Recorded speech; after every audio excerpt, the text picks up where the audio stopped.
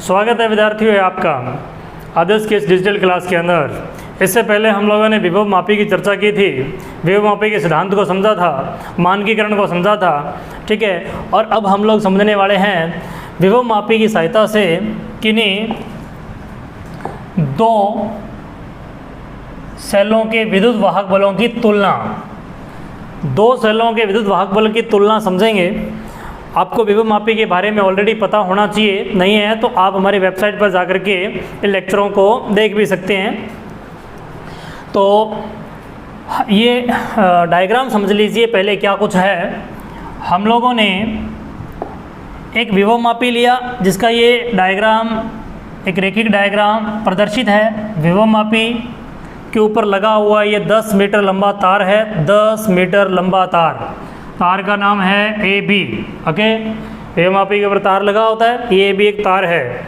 और इस तार के साथ हमने एक सेल, इस तार के साथ हमने एक प्राथमिक सेल जिसका विद्युत वाहक बल EP से रिप्रेजेंट किया है को जोड़ा है। प्राथमिक सेल, एक कुंजी K1, एक धारा नियंत्रक, रियोस्टेट धारा नियंत्रक RH हमने इसके श्रेणी क्रम में जोड़े हैं, सीरीज के अंदर ये जोड़ दिया। ये जो आपके सामने परिपथ बना है ये कहलाता है प्राथमिक परिपथ। कौन सा परिपथ है? प्राथमिक, प्राइमरी सर्किट, प्राथमिक परिपथ। ओके, अब हमारे टॉपिक के अकॉर्डिंग हमें क्या करना है? दो सेलों के विद्युत वाहक बलों की तुलना करना है। तो उन दोनों सेलों को हमने द्वितीयक परिपथ में जोड़ा है और जोड़ने का तरीका है कि विभव मापी के धन टर्मिनल व टर्मिनल से ही उन दोनों सेलों के धन टर्मिनल को जोड़ा जाएगा जिनके विद्युत वाहक बलों की तुलना करनी है। तो हमारे पास दो सेल हैं, E1 विद्युत वाहक बल का एक और एक E2 विद्युत वाहक बल का है। एक है E2 विद्युत वाहक बल का और एक है E1 विद्युत वाहक बल का। और इन दोनों सेलों के विद्युत वाहक बलों की क्या करनी है? तुलना करनी है। तो इन दोनों सेलों के धन टर्मिनल को हमने विभव मापी के धन टर्मिनल से जोड़ा है। याद रहे, इसकी आगे की भी जो एप्लीकेशंस आएंगे, विभव मापी के अनुप्रयोग आएंगे, उन सभी के अंदर सेकंड सर्किट के अंदर, द्वितीयक परिपथ के अंदर जो भी हम कंपोनेंट जोड़ेंगे, इलेक्ट्रिक कंपोनेंट जोड़ेंगे, उसका पॉजिटिव टर्मिनल हम विभव मापी के पॉजिटिव टर्मिनल से ही जोड़ेंगे, ऐड करेंगे। इन दोनों सेलों के नेगेटिव टर्मिनल्स को एक द्विमार्गी कुंजी, नाम से पता चल रहा है कि एक ऐसी कुंजी है, एक ऐसी की है जिसमें दो रास्ते हैं, दो मार्ग हैं। द्विमार्गी कुंजी के पॉइंट नंबर 1 और पॉइंट नंबर 3 से जोड़ेंगे। इन दोनों सेलों के ऋण टर्मिनलों को द्विमार्गी कुंजी के पॉइंट नंबर 1 एंड 3 से जोड़ेंगे। और पॉइंट नंबर जो 2 है द्विमार्गी कुंजी का, जो 2 नंबर बिंदु है, उसे हम लोग जोड़ेंगे गैल्वेनोमीटर से। किससे जोड़ेंगे? गैल्वेनोमीटर से। ये क्या होता है भी? ये एक प्रकार की ऐसी डिवाइस है जो करंट की डायरेक्शन को मेजर करती है, ये करंट का डिटेक्शन करती है, करंट का संसूचन करती है। ध्यान दीजिए, मैं ये नहीं कह रहा करंट का मापन करती है, डिटेक्शन, ये पता लगाती है कि करंट आ रहा है या नहीं आ रहा, कम आ रहा है या ज़्यादा, ठीक है। उसकी वैल्यू नहीं बताती कि कितना आ रहा है। ऐसी डिवाइस है, गैल्वेनोमीटर है ये। और गैल्वेनोमीटर को हम लोग ने क्या, किससे जोड़ दिया? एक जोंकी से जोड़ दिया, J से रिप्रेजेंट किया हमने इसे। ओके, विसर्पी कुंजी भी बोलते हैं हम लोग इसे। ये रहा सर्किट। परिपथ का संयोजन कैसे किया गया है इसका ही वर्णन मैंने किया है। अब मैं पॉइंट टू पॉइंट बातों को लिख भी देता हूँ। सर्वप्रथम हमने क्या किया है? सर्वप्रथम हमने जो विभव मापी है, विभव मापी पोटेंशियोमीटर जो है, पोटेंशियोमीटर जो है विभव मापी के बिंदु A व B को बैटरी, कुंजी K1 है व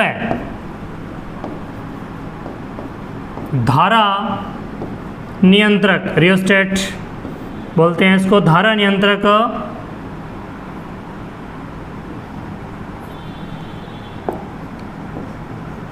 के साथ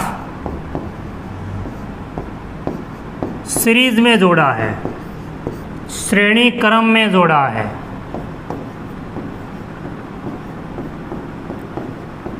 जैसा कि अभी आपने डायग्राम में देखा है, श्रेणी क्रम में जोड़ा है। और ये जो कॉम्बिनेशन बना है, इस कॉम्बिनेशन को कहते हैं प्राथमिक परिपथ। कौन सा परिपथ? प्राथमिक परिपथ, प्राइमरी सर्किट कहलाएगा। ओके, ये चर्चा की हमने। फिर हमने आगे चर्चा की थी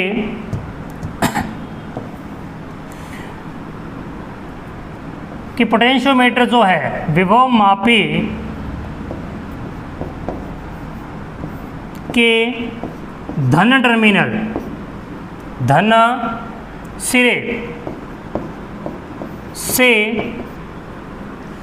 E1 व E2 जो सेल हैं अपने पास, जिनके विद्युत वाहकबलों की तुलना करनी है, विभव मापी के धन सिरे, धन सिरा कौन सा है? ए सिरा धन सिरा है। कैसे पता चलता है? देखिए अभी बैटरी का पॉजिटिव टर्मिनल यहाँ से जुड़ा हुआ है इसके साथ, तो ए टर्मिनल तो पॉजिटिव टर्मिनल हुआ ना। E1 व E2 के विभव मापी के धन सिरे कौन सा है? ए सिरा है। से E1 व E2 के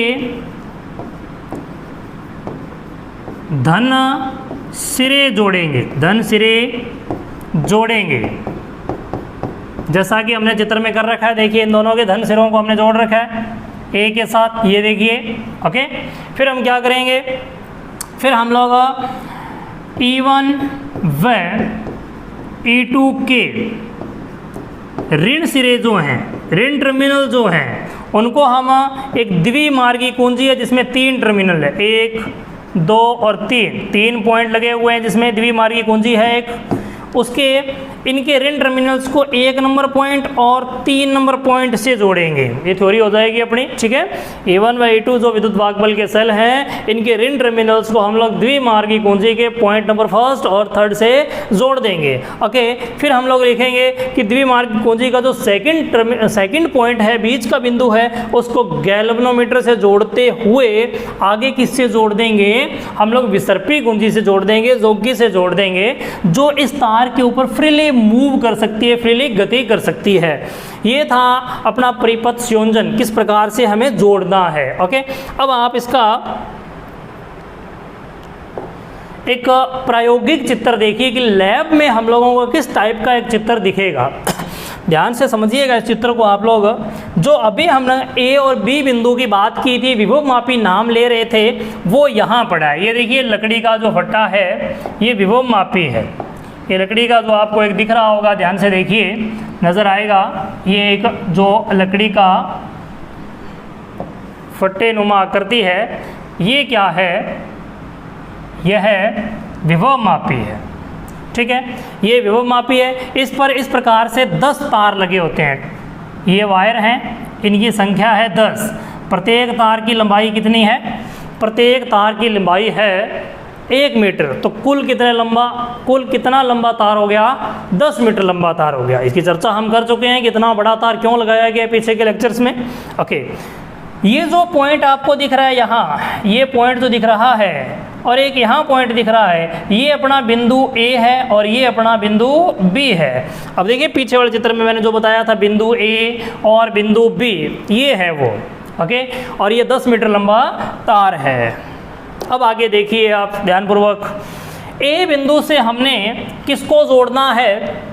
A बिंदु से हमें जोड़ना है, ये बैटरी पड़ी है आपके पास, ये एक बैटरी है, ठीक है। और बैटरी के हमने पॉजिटिव टर्मिनल से A बिंदु को जोड़ना है, ये पॉजिटिव टर्मिनल से जोड़ दिया। और बैटरी से फिर हम चलेंगे, देखिए बैटरी से एक दूसरा तार निकलेगा कुंजी में। ये कौन सी कुंजी आ गई? ये अपने आ गई K1 कुंजी। ओके, और K1 कुंजी से यहाँ से तार निकलेंगे, धारा नियंत्रक में जाएगा। ये धारा नियंत्रक है, रियोस्टेट, ये जो आपके सामने पड़ा है, इस प्रकार का होता है ये। और ये रियोस्टेट से दूसरी तार यहाँ से निकलेगी, इस प्रकार से। देखिए वाइट से कलर की तार जा रही है यहाँ से निकली हुई, ये तार जाएगी और कौन से बिंदु पर आ जाएगी? B बिंदु पर आ जाएगी। कौन से बिंदु पर? B बिंदु पर। देखिए हमने इस डायग्राम को ड्रॉ किया वापिस। A बिंदु से हम लोग निकलेंगे, ये बैटरी से निकल के A बिंदु में जाएंगे। ओके। फिर बैटरी से कहाँ जाएंगे, कुंजी में जाएंगे, और कुंजी से धारा नियंत्रक में, और धारा नियंत्रक से कहाँ आएंगे, बिंदु बी पर आएंगे। यही दिख रहा है आपको, ये देखिए परिपथ। ए से चले हम लोग, कहाँ गए, बैटरी में, बैटरी से कहाँ गए, कुंजी में, और कुंजी से कहाँ गए, धारा नियंत्रक में, और धारा नियंत्रक से कहाँ चले जाएंगे, आगे बढ़ते हुए धारा नियंत्रक से निकल करके हम बिंदु बी पर आ जाएंगे। कौन सा परिपथ पूरा हो गया, प्राथमिक परिपथ पूरा हो गया। तो इस प्रकार के डायग्राम्स को अगर आप ढंग से समझ लेते हैं तो लैब के अंदर आपको सर्किट्स अपने आप जोड़ने आ जाएंगे। आगे चलते हैं, हमारे पास E1 और E2 सेल ये रहे, ये है लेक्लांसी सेल। कौन सा सेल, लेक्लांसी सेल। इसके विद्युत भागफल को हमने मान लिया E1, क्या मान लिया, E1। ये है डेनियल सेल। कौन सा सेल, डेनियल सेल। इसके विद्युत भागफल को क्या मान लिया, E2। ओके, ये दो सेल हैं। इन दोनों सेलों का जो पॉजिटिव टर्मिनल है, कौन सा टर्मिनल, पॉजिटिव टर्मिनल, इसका ये पॉजिटिव टर्मिनल है, ये धनात्मक टर्मिनल है। इसका जो तांबे का बर्तन है वो खुद धनात्मक टर्मिनल का काम करता है। ओके, तो हमने क्या किया है, इन दोनों से एक एक वायर निकाला, और एक एक वायर निकाल के कहाँ लेकर के गए हैं, यहाँ से हम एक एक वायर निकाल करके यहाँ से वायर निकालेंगे और एक यहाँ से वायर निकालेंगे। इन दोनों वायरों को जोड़ करके हम ले जाएंगे बिंदु ए पर। इन दोनों धन टर्मिनल को कहाँ जोड़ देंगे, बिंदु ए पर जोड़ देंगे। जैसा यहाँ करके बताया था मैंने कि यहाँ से इन दोनों टर्मिनल्स को तार निकालेंगे, इनको जोड़ेंगे और कहाँ ले जाएंगे, बिंदु ए पर ले जाएंगे। ध्यानपूर्वक डायग्राम समझते जाइए आप। और फिर इनका नेगेटिव, इसके अंदर होता है जिंक का एक रोड पड़ा होता है, इसके अंदर बर्तन के अंदर किसका रोड होता है, जिंक का। ठीक है, इसके अंदर भी एक जिंक का रोड डला हुआ होता है। इसके अंदर ये जो आपको दिख रहा है मिट्टी का बर्तन, इसके अंदर भी एक जिंक का रोड होता है। किसका, जिंक का। ये दोनों टर्मिनल नेगेटिव का काम करते हैं। तो यहाँ से एक वायर ले आएंगे हम यहाँ, और एक वायर यहाँ से निकाल करके कहाँ लेकर के आएंगे, यहाँ। ये कौन सा टर्मिनल है, पहला। किसका भाई, द्विमार्गी कुंजी है ये। और ये कौन सा टर्मिनल है, तीसरा। तो बीच वाला टर्मिनल कौन सा है, दूसरा। इसको किससे जोड़ेंगे हम, इसको देखिए यहाँ से एक तार जाएगा, इस फट्टे के नीचे से आ रहा है और ये निकल के आ गया इधर से। और ये तार कहाँ आ रहा है, ये आ रहा है गैल्वेनोमीटर में।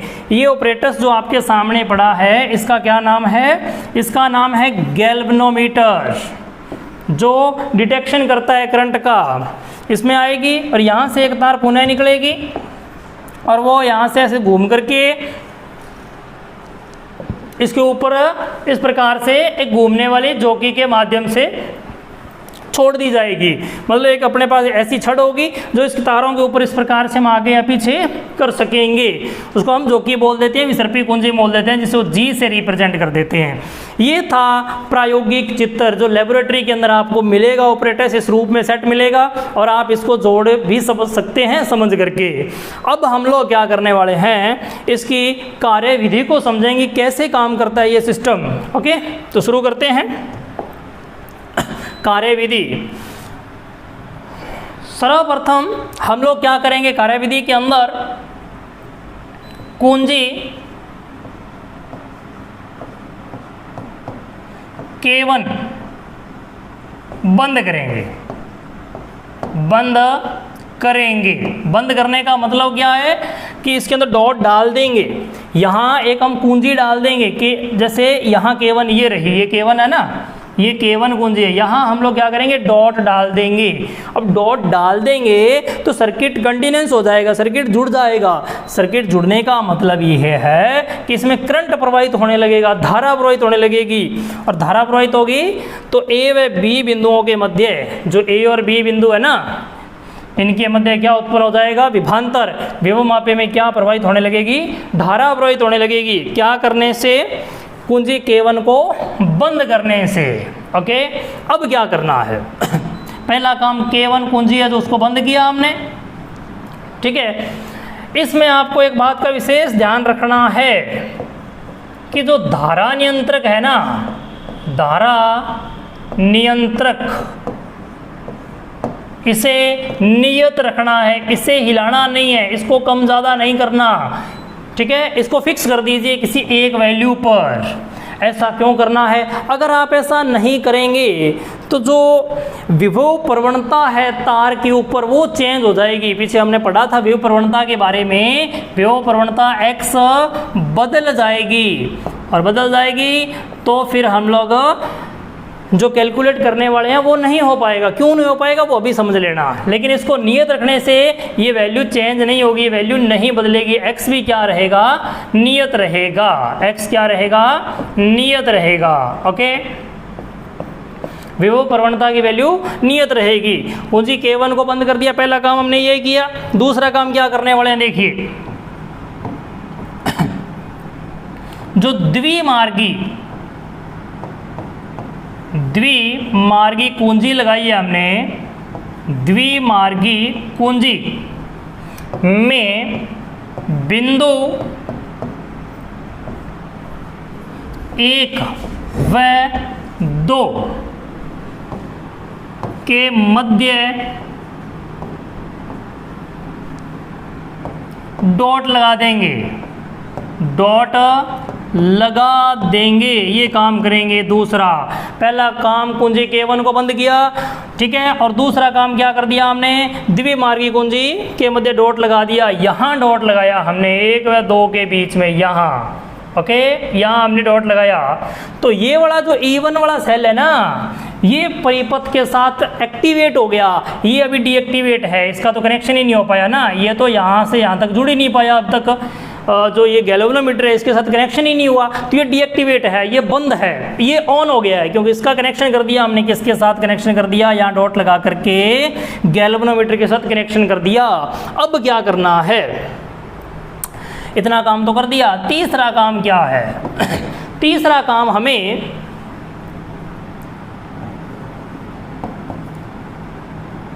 विसर्पी कुंजी, जिसे आप जोकी कह रहे हैं, विसर्पी कुंजी की सहायता से संतुलित लंबाई L1 ज्ञात करनी है। संतुलित लंबाई, संतुलन लंबाई L1 ज्ञात करनी है।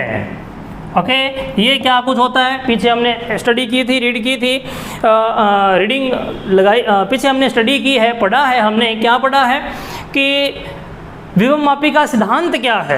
विभवमापी का सिद्धांत हमने पढ़ा था, उसमें पढ़ा था कि अज्ञात विभवांतर का मान ज्ञात करने के लिए अज्ञात विभवांतर की जो कंपेयरिंग है, तुलना है, वो विभवमापी के तार पर ज्ञात विभवांतर के साथ की जाती है और ज्ञात विभवांतर अज्ञात विभवांतर के बराबर होता है अविक्षेप की स्थिति में। कहने का मतलब गैल्वेनोमीटर में जो विक्षेप शून्य होता है, कोई विक्षेप नहीं होता इस किसी तार के किसी बिंदु पर रखने की स्थिति में, तो तार की जो लंबाई होती है ना, सभी तारों की लंबाई, जहां ये पॉइंट मिलता है शून्य विक्षेप वाला, वो हम L1 से रिप्रेजेंट कर रहे हैं, जिसे हम संतुलित लंबाई कह रहे हैं यहाँ। तो विभवमापी के सिद्धांतानुसार हम क्या लिख सकते हैं? पॉइंट नंबर 4 में हम लिखेंगे अज्ञात विभवांतर जो है, अज्ञात द्रुत वाहक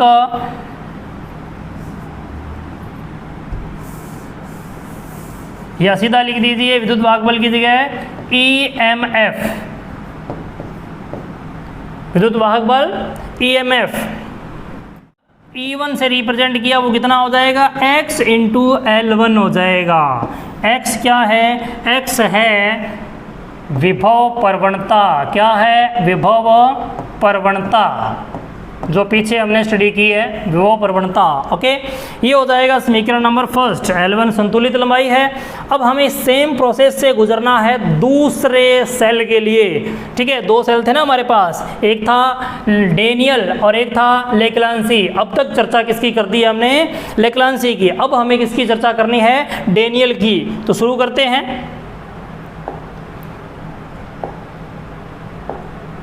ये चर्चा हो गई लेक्लांसी की, अब डेनियल की। डेनियल के लिए क्या करना है? अब हमें वापस क्या करना होगा? कि जो डेनियल सेल है उसके लिए संतुलित लंबाई ज्ञात करनी है। डेनियल सेल के लिए हमें काम करना है, 2 नंबर सेल जो है इसमें स्टेप फर्स्ट होगा K1 को बंद रखो। बंद का मतलब ये नहीं है कि करंट फ्लो नहीं हो रहा, बंद का मतलब आपने उसके अंदर डॉट डाल दिया है तब तो करंट चालू हो गया ना, कुंजी ऑन कंडीशन में आ गई है। ओके, बंद का मतलब ये है, बंद रखो। और इसमें आप ये याद रखिए, धारा नियंत्रक रियोस्टेट जो है इसे चेंज नहीं करना, बदलना नहीं है, हिलाना नहीं है, बदलना नहीं है, इसमें कोई बदलाव नहीं करना। क्यों? अभी मैंने थोड़ी देर पहले बताया था आपको कि बदलाव करने से क्या हो जाएगा। अगर आप इसमें बदलाव कर देंगे तो x बदल जाएगा, लेकिन हमें x को क्या रखना है? नियत। क्यों? क्योंकि x बदल गया तो x डैश बन जाएगा ना। तो समीकरण 2 में अगर x डैश आ गया, समीकरण 1 में x है, तो वो कट नहीं पाएगा, और कट नहीं पाएगा तो उसका मान कहाँ से लाएंगे? क्योंकि आप जानते हो अच्छी तरह कि x का मान निकालने के लिए तो विभवमापी का मानकीकरण करना पड़ेगा ना, वो हम कर नहीं रहे हैं। बिना मानकीकरण के हम लोग तुलना कर रहे हैं यहाँ। ओके, तो x बदलना नहीं चाहिए, x नियत रहना चाहिए। तो धारा नियंत्रक को मूव नहीं करना है, हिलाना नहीं है। ओके, तो सेकंड काम क्या करना है? सेकंड कार्य हमें करना है, द्विमार्गी जो कुंजी है, द्विमार्गी कुंजी, कौन सी कुंजी? द्विमार्गी कुंजी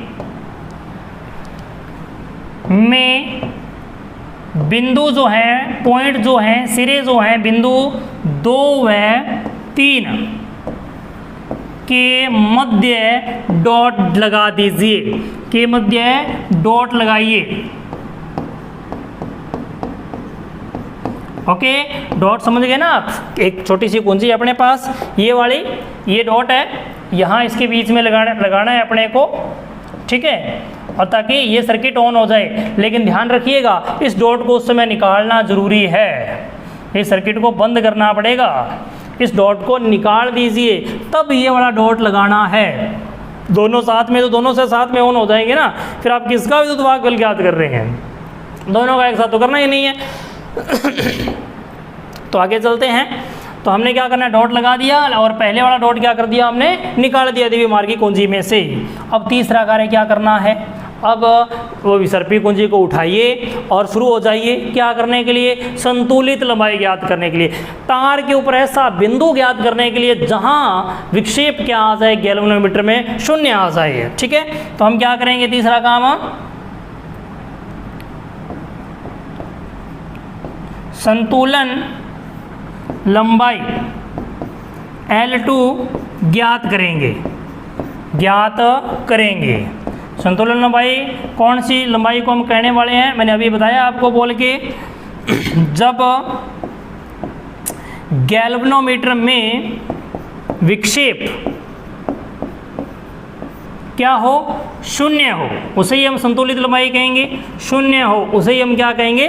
संतुलन लंबाई कहेंगे। ओके, अब सिद्धांतानुसार, विभवमापी के सिद्धांत के अनुसार अज्ञात विभवांतर, जिसको हम E2 से रिप्रेजेंट कर रहे हैं डेनियल सेल के लिए, विद्युत वाहक बल EMF जो है वो हमने कितना मान लिया है? वो हमने मान लिया है E2। ओके, E2 जो अज्ञात विद्युत वाहक बल है, सिद्धांतानुसार वो होगा XL2 के बराबर। XL2 ज्ञात विभवांतर है और E2 अज्ञात विद्युत वाहक बल या फिर विभवांतर, ये इसके बराबर होगा। ये समीकरण नंबर हो गया 2। ओके,